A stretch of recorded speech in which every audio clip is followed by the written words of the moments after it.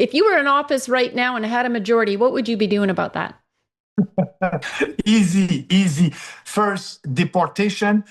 The problem that we have, it's always these temporary foreign workers or international students. They don't respect the contract that we had with them. They came here temporary. Temporary, it's not permanent, it's temporary. So when they have their visa, they want to stay, and they don't want to leave. And what they're doing, they're protesting and telling Canadians that they have a right to stay. They don't have any right to stay.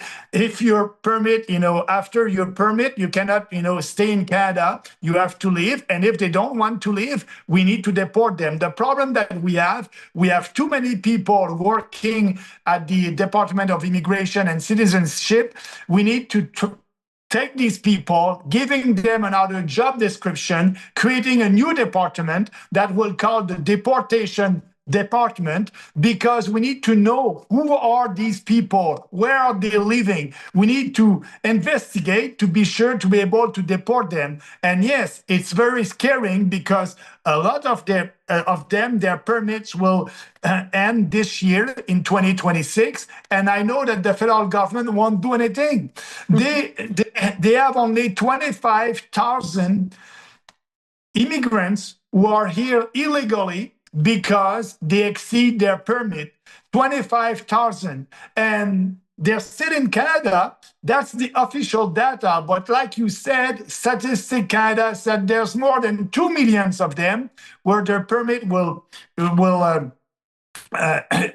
be enforced anymore in 2026. So we need to do something. We need to be serious about that.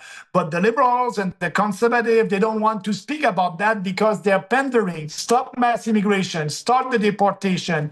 But also there's the remigration. It's very popular in Europe. Denmark started that, and Germany and other countries. What is remigration? It's a program, a government program.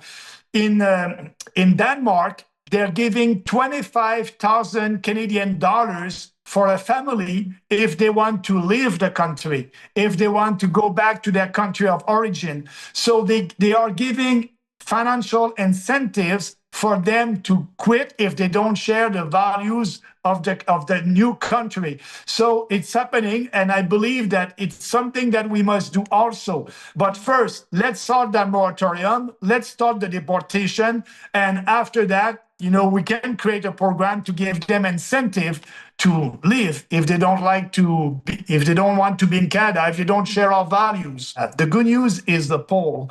And recently, they did a poll because, as you know, Alberta will have a referendum October 19, and they will have they are having 10 questions, and 6 of them are on immigration. And I don't remember the name. I think it's Léger Léger. Yeah, it's Léger Léger. They did a poll on these questions on immigration all across the country. One of the questions is, can we prefer Canadian citizenship for a job and instead of immigrants? Another question was, can we charge a fees to new immigrants if they want to have access to our healthcare system?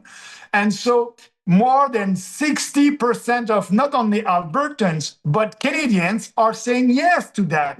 We must prioritize Canadian citizens. What is the means of being Canadians if you don't have any privilege, and immigrants will have more privilege than you as a Canadian? That's very important. We must put Canadian first.